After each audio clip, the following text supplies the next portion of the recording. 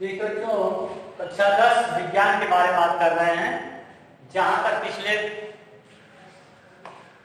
पीछे हम पढ़ चुके हैं वहां से आगे चलते हैं।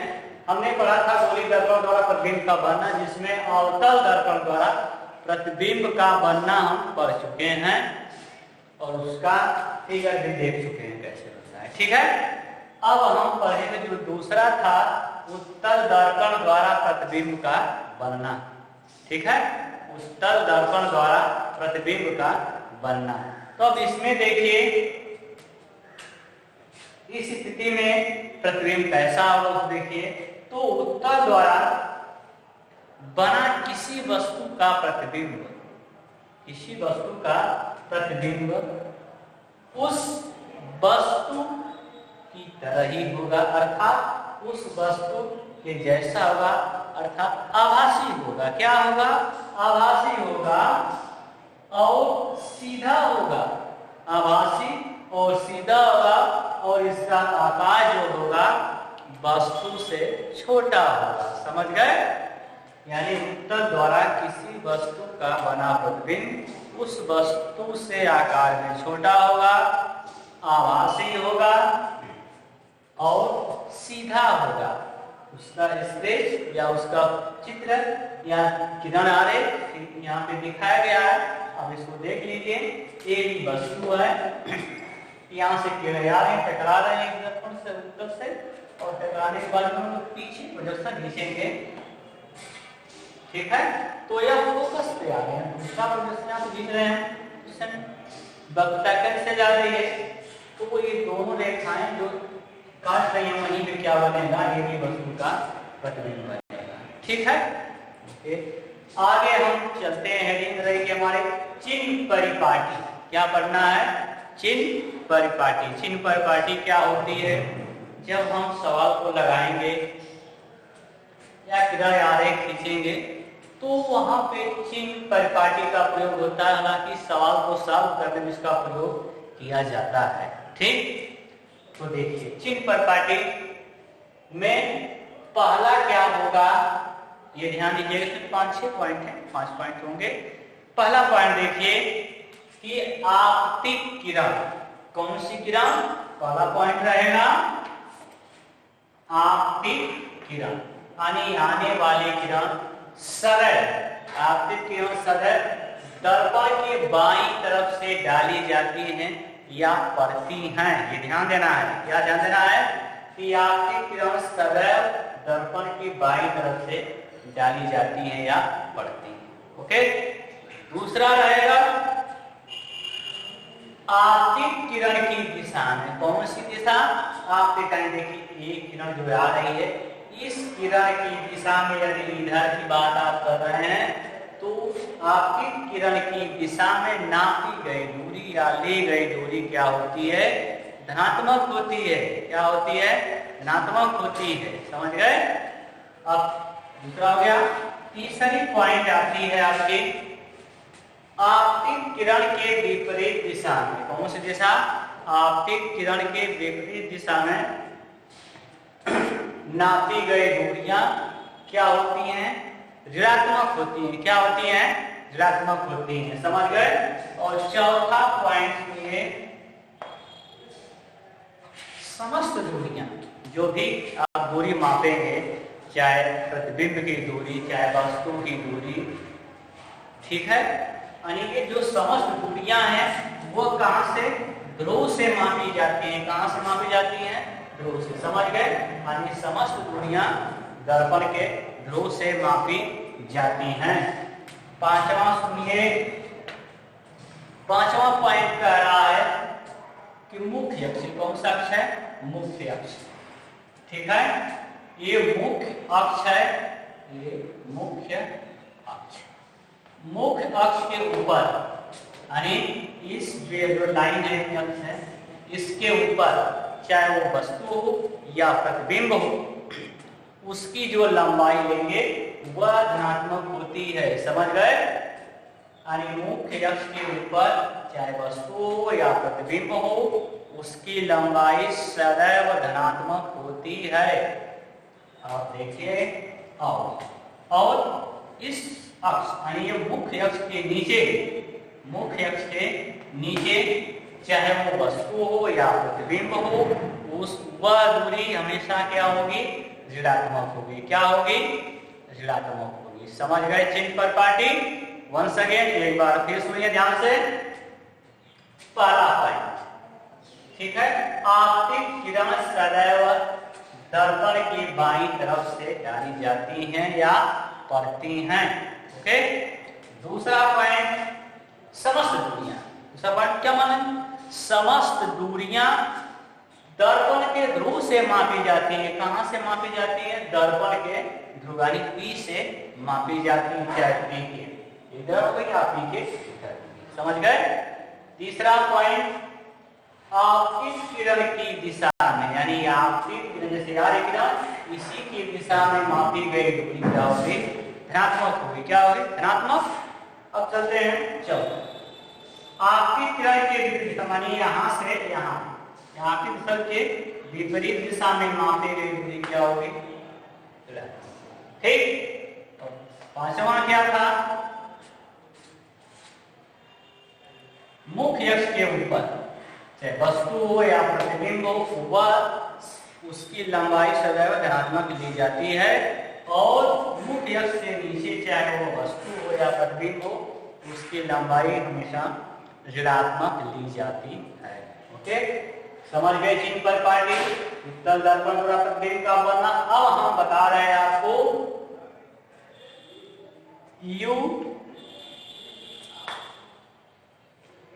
वक्रता त्रिज्या और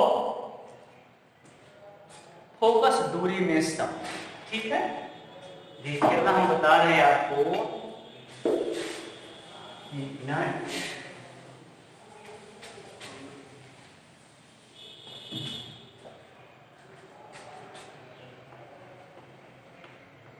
वक्रता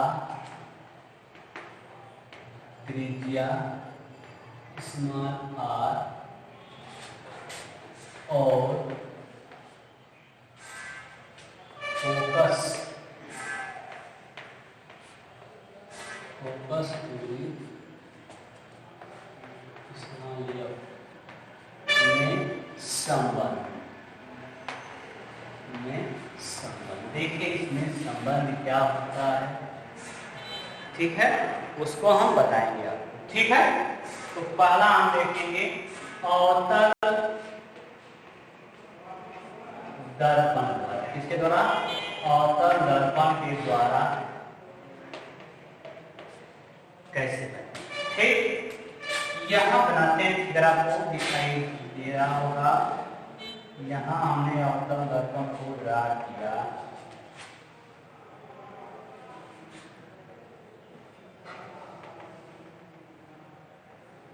यहाँ ठीक है। अब देखिए समांतर आ रही किरण मुख्य अक्ष के समांतर आ रही है। ये हमारा वक्रता केंद्र है, ये हमारा फोकस है, ये क्या है, फोकस है। ठीक है, ये हमारा वक्रता केंद्र है। अब यहां से भी एक किरण क्या कर रही है, ओके। अब इसका दर्पण का नाम M1 M2 नाम रखिए। यहाँ पे हमने M मान लिया, यह किरण आ रही है, इसका नाम कर लिया हमने। अब यहाँ पे चलते हैं कि R और F, देखिए R, यहाँ देखिएगा, इसको हम ऐसे लाइन बनाए तो ये फोकस दूरी को स्मॉल F से इसको हमने लिया है स्मॉल आर लिया है, तो स्मॉल आर है। समझ गए। अब हम के बीच संबंध निकालते हैं, देखिए क्या होगा। अब देखेंगे, आप चित्र से देखिएगा, चित्र से ठीक देखिए, आपतन कोण AMC बराबर कोण CM। यह कोण इस कोण के क्या होगा, बराबर होगा। आपतन कोण परावर्तन कोण के सदैव बराबर होता है। लिखेंगे परावर्तन के नियम से, परावर्तन के नियम से। ठीक, यहाँ तो हमको दोनों कोण क्या होगा, बराबर हो जाएगा। ठीक, अब देखिए इसी में कोण लिखेंगे, क्योंकि एम समांतर क्या है, करेंगे एम समांतर सीपी के, ओके सीपी के, तो लिख सकते हैं कोण ए एम सी बराबर कोण एम सी। ये क्या हो जाएगा, एकांतर कोण। क्या होगा भाई, एकांतर कोण। ये सब पढ़े होंगे एकांतर कोण क्या होता है। ओके, क्या होता है, दो समांतर रेखाओं में यदि कोई की रेखा काटती है तो उनके अंतर बने कोण आपस में क्या होते हैं, बराबर होते हैं। ओके, एकांतर। ओके, अब देखिए एकांतर कोण मिल गया। अब यहां से यह आपस में दोनों बराबर है, तो यह कोण इसके क्या हो जाएगा, बराबर हो जाएगा। राइट, लिखेंगे, इसलिए यहाँ पे 1 कर लीजिए, इसको चाहे तो 2 कर लीजिएगा। समीकरण लिखेंगे, समीकरण 1 और 2 से, 1 और 2 से।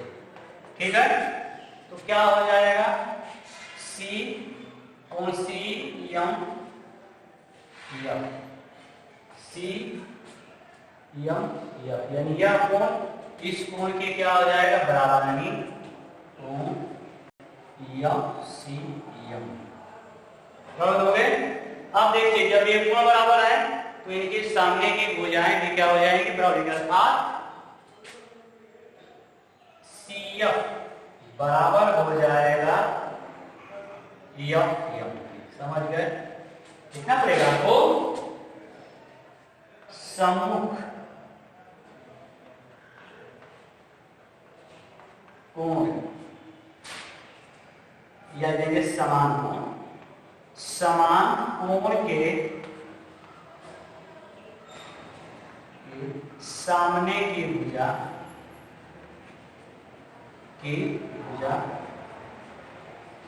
बराबर होती है। क्या होती है, बराबर होती है। समझ गए, क्या होती है, बराबर होती है। और चलिए अब यहाँ देखिए, क्योंकि टाइम कम हो जाएगी हमारी। अब देखिए दोनों बराबर। अब हम मानते हैं कि यदि अवतल दर्पण का द्वारक छोटा हो, क्या हो, लिखना पड़ेगा, लिखेंगे, यदि अवतल दर्पण का द्वारक छोटा, क्या हो, छोटा, बस नहीं, तो यम क्या हो जाएगा, यम पी के लगभग बराबर हो जाएगा। क्या हो जाएगा, लगभग बराबर हो जाएगा। समझ गए, और यह पॉइंट यहां पर जाएगा। ठीक है, तो यह पी बराबर क्या हो जाएगा, इसका हो जाएगा।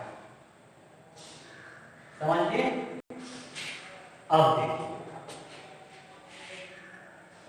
अब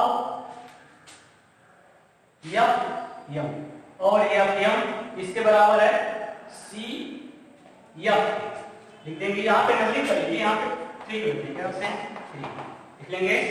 समीकरण 3 से, समीकरण 3 से, समीकरण 3 से, तो हो जाएगा एफ पी बराबर हो जाएगा सी एफ।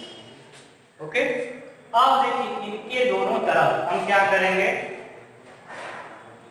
पी एफ क्या करेंगे, जोड़ देंगे। लिखेंगे, इसको 5 कर लीजिए, 4 कर लीजिए, लिखेंगे समीकरण 4 के दोनों तरफ, क्या लिखेंगे, दोनों तरफ एफ पी जोड़ेंगे। क्या करने पर, जोड़िए, जोड़िए, F P plus C F plus F P, ये हो जाएगा Cp क्या हो जाएगा, Cp ये हो जाएगा 2Fe। Fe क्या भाई 2F है, ये Cp क्या है स्मॉल r, तो F क्या हो जाएगा स्मॉल r भाई 2। यही आपका संबंध हुआ, समझ गए। यानी अवतल दर्पण द्वारा R और F में क्या संबंध होगा इतना आप समझ गए। निगमन करने का यही तरीका है, आपको आना चाहिए। अभी बोर्ड वगैरह में आ जाता है कि या F में संबंध बताइए, तो आपको इसका निगमन करना पड़ेगा। कैसे करना देखिए, सारे प्रोसेस में बता दिया।